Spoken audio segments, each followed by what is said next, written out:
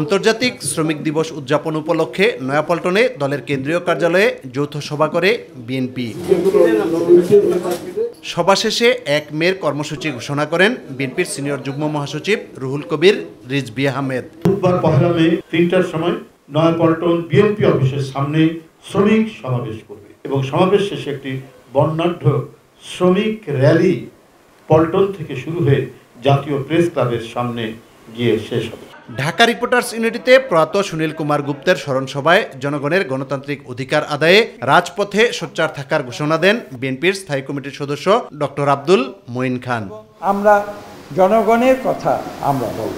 আমাদের যে এই আন্দোলন এদেশের মানুষের গণতন্ত্রের অধিকার ফিরিয়ে আনার জন্য, এদেশের মানুষের মানবাধিকার ফিরিয়ে আনার জন্য, এদেশের মানুষের কথা বলার অধিকার ফিরিয়ে আনার জন্য আমরা সেই আন্দোলনে আমরা রাজপথে। ইউসুফ আলী, মাই টিভি, ঢাকা।